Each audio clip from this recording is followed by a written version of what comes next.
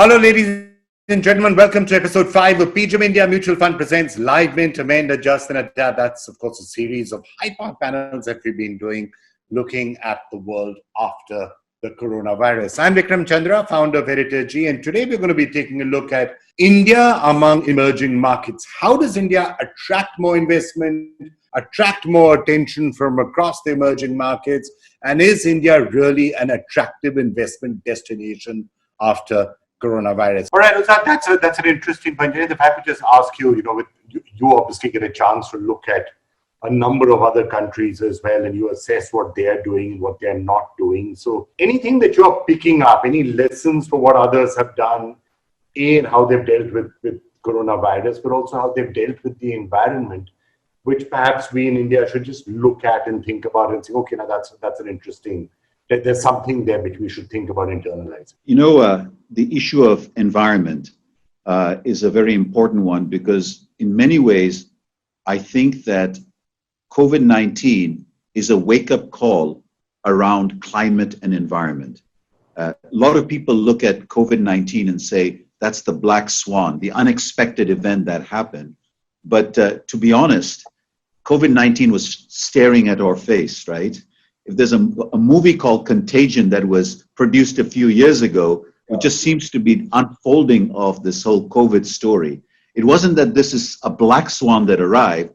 This was the elephant in the room that was sitting there that we chose to ignore. Climate change and environment is one of those shocks that are emerging and will continue to emerge unless we deal with it. And I'm beginning to see this wake-up call in many parts of the world. So in the case of India, I think there are some very important shifts that have taken place. For example, India's pivoting towards renewable energy that the Prime Minister has really pushed is a very big shift. But this shift will find its success only if our discom sector truly becomes an efficient sector. So what lesson we're learning from elsewhere is that the service delivery, the utilities that deliver infrastructure, meaning water utilities, electricity utilities, transport utilities, have to be reformed from being traditional line departments to actually being corporate entities that deliver. Now, that shift is something that Australia did, I would say, 2 decades ago almost. This is something that India needs to do. If it does that, then it'll make a huge impact on the efficiency with which resources are used. Today, transport should not just be about buses or metros, it should be about mobility. Once you begin to look at mobility, it really has an impact on climate change. That's one example. The other example I would give is what everyone recognizes. How do you manage air pollution?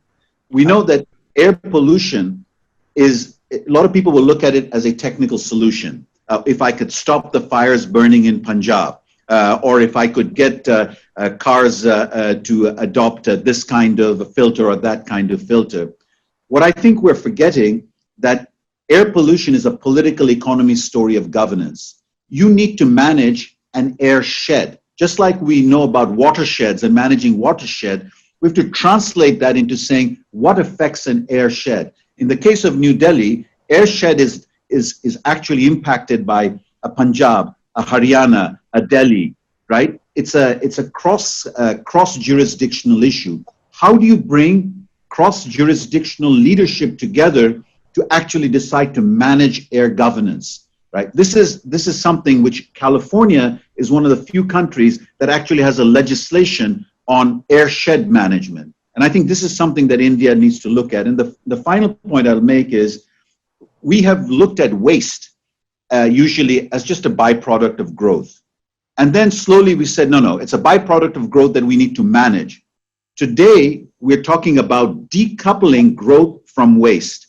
That meaning we have to change the nature of the growth path because waste is not just a byproduct, it's actually affecting our health and our ability to actually sustain that growth. Solid waste management is a major area that India has to look at across its cities. Junaid, I'm going to give the final thoughts on this show to you. No, I think you'll see some common resonance. First is, I really believe that the social protection system of India, that has to be a big investment, not because it is a welfare measure. It's actually an investment in growth because you're protecting the labor and the human capital of the country. I think that's a very big shift. Second is in infrastructure, I want to shift it from the physical infrastructure to systems that deliver services. So your electricity, water, transport, utilities, how do you make them actually become more corporatized and more service oriented?